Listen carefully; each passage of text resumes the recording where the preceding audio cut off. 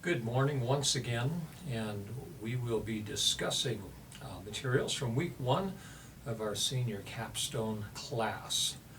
As I explained in our last intro video, and yes, I got a haircut. I'll actually grow it out long again for lecture number 4, but that's another story.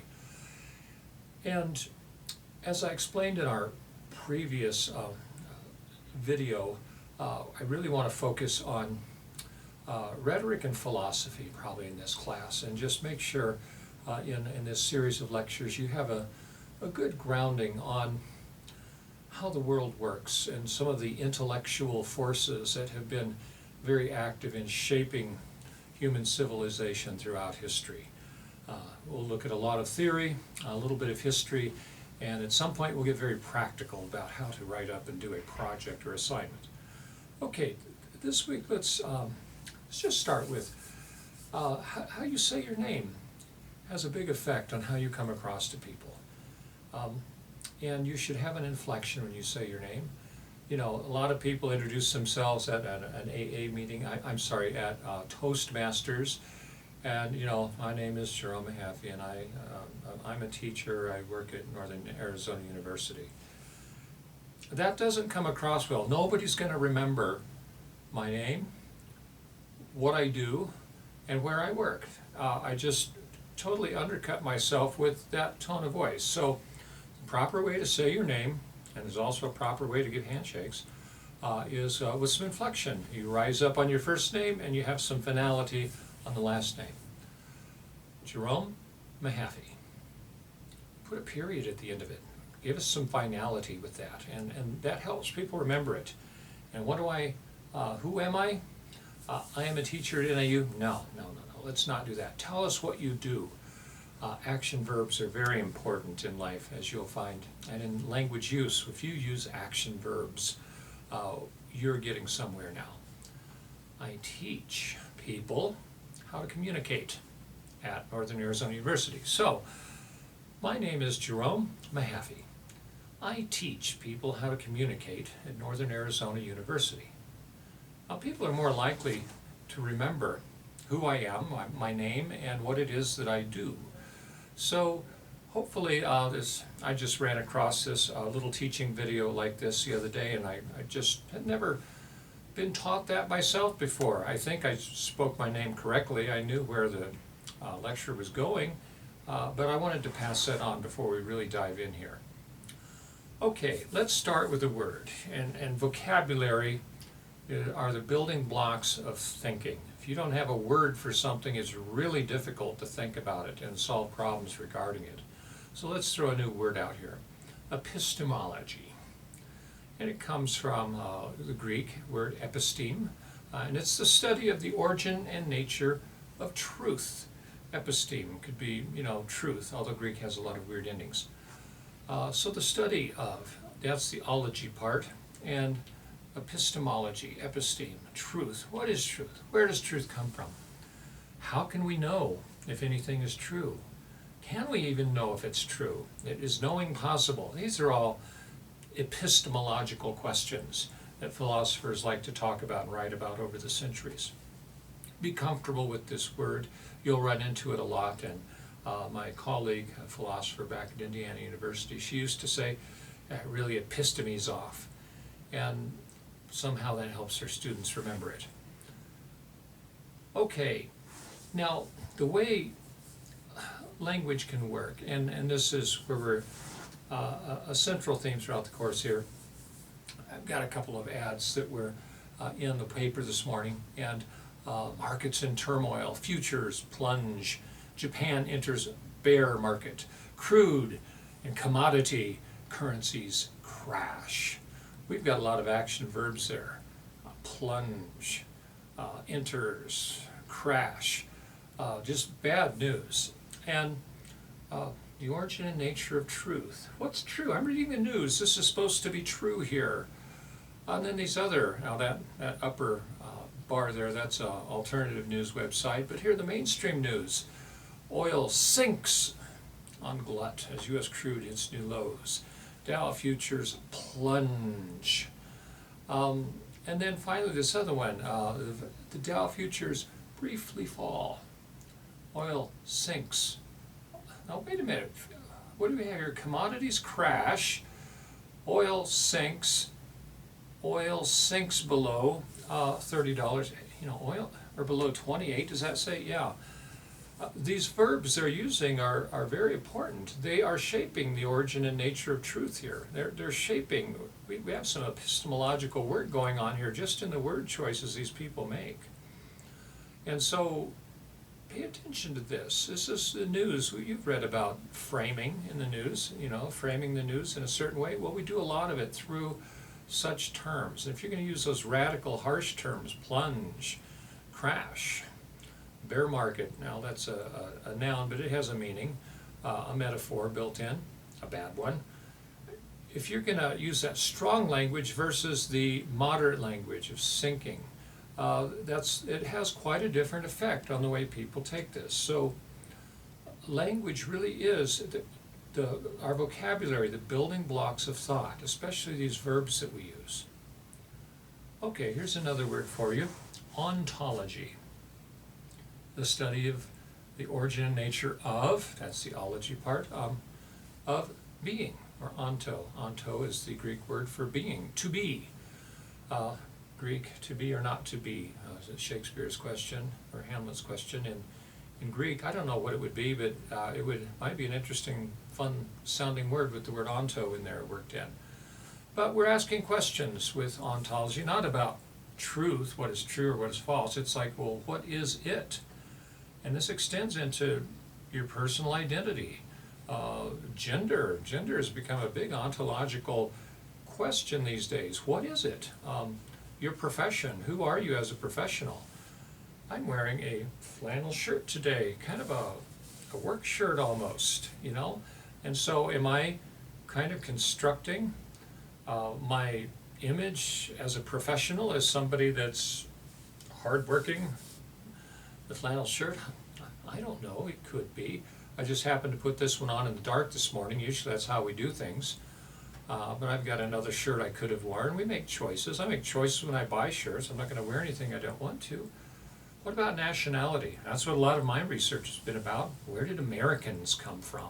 They were all British citizens in about 1735. And over about the next 40 years, though, something changed in their self-conception of their very being, and they were no longer British subjects living in a colony across the ocean with ties to Britain and relatives back there.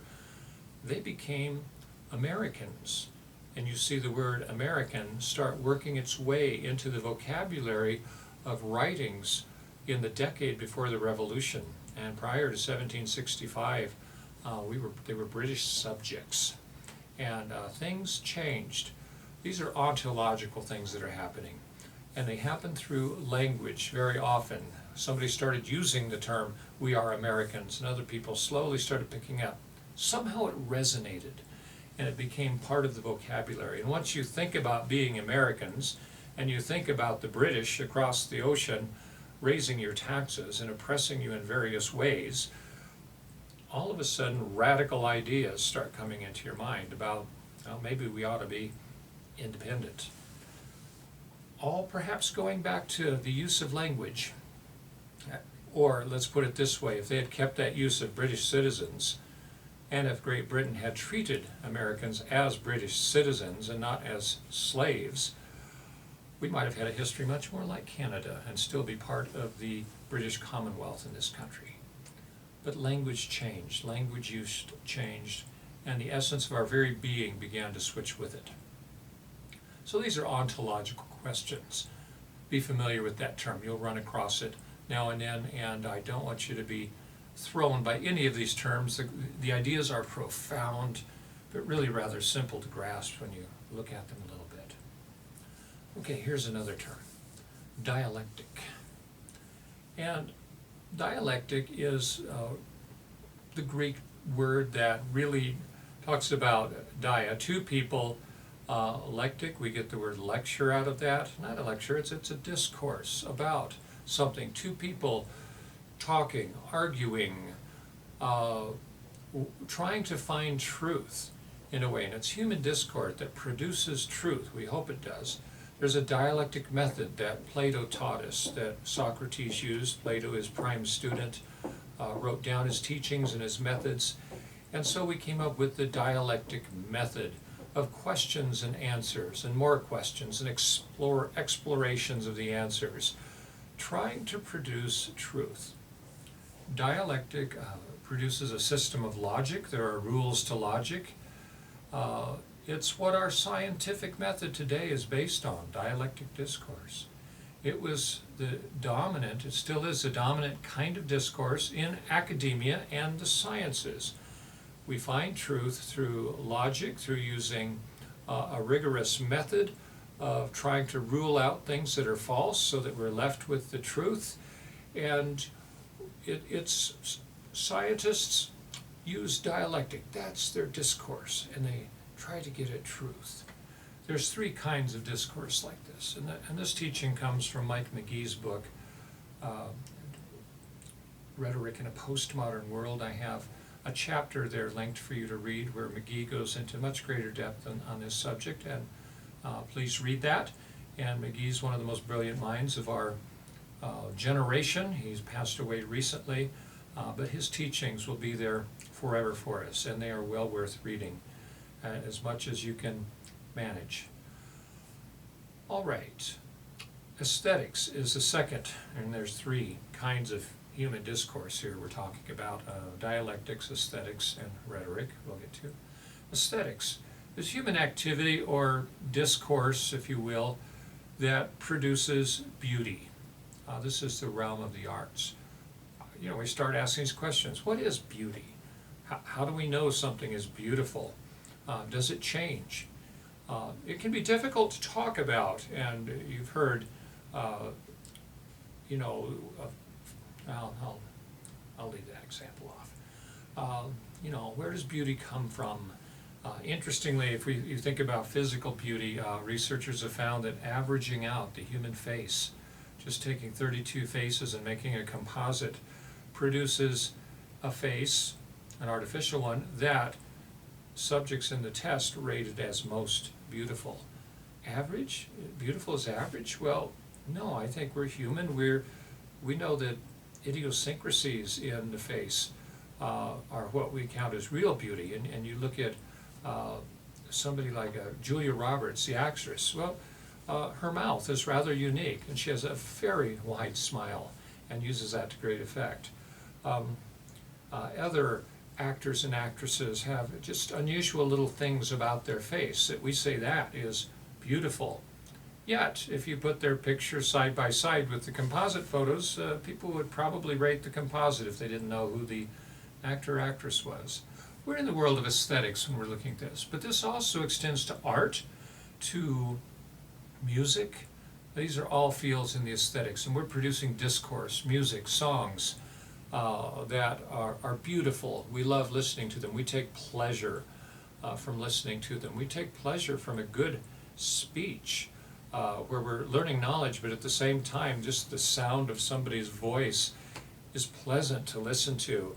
And the words they say seem so wise. And we, as Tolkien said, by swift agreement, want to seem wise ourselves, and so we agree with everything the voice says.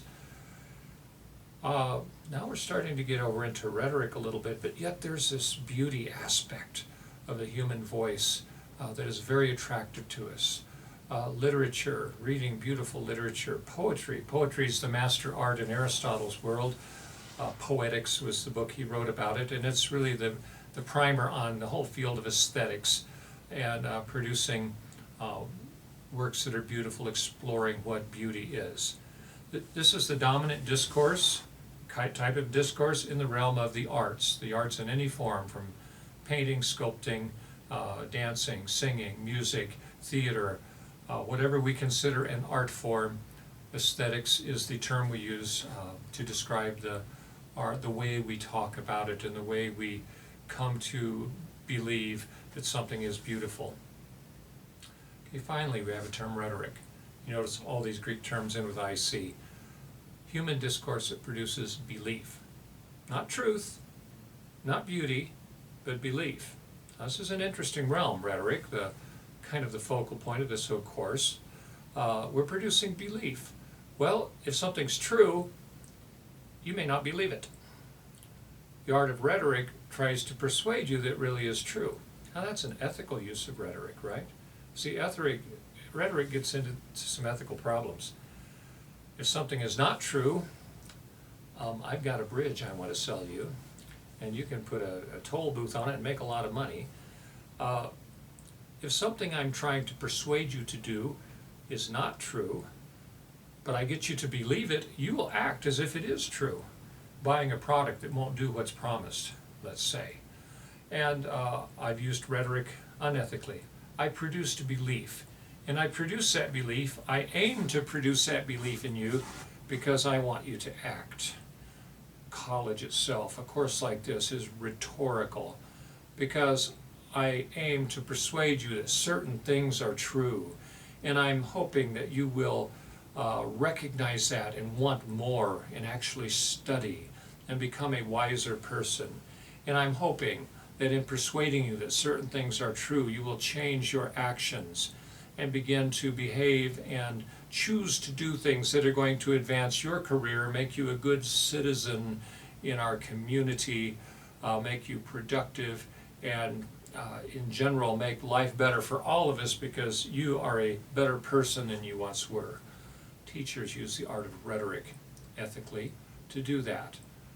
The advertising, the propaganda industry especially, uses the art of rhetoric to get you to take actions that often are not in your best interest, that often put more money in their pockets, less in yours, and sell you something. Even if it's worth something, they'll sell it for too much money so they become wealthy. That's a whole field of study in itself, right? Advertising, merchandising, marketing. They all use rhetoric. It's the discourse that produces belief. Ultimately, rhetoric is the realm of politics. We could say advertising now for corporations, but all of them are concerned with power. Politicians are concerned with power. Corporations are concerned with money, power to get more money, power to keep the competition out. And rhetoric is the dominant discourse here.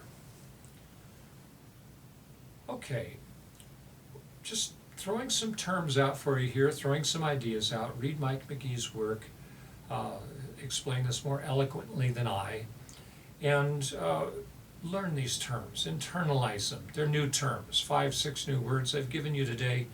They are building blocks for your intellect. And without these building blocks, you will struggle to master concepts that are really rather simple, but just take the right building blocks to fit everything together in your mind. Okay, I hope this makes sense to you, and we'll talk to you in our next lecture.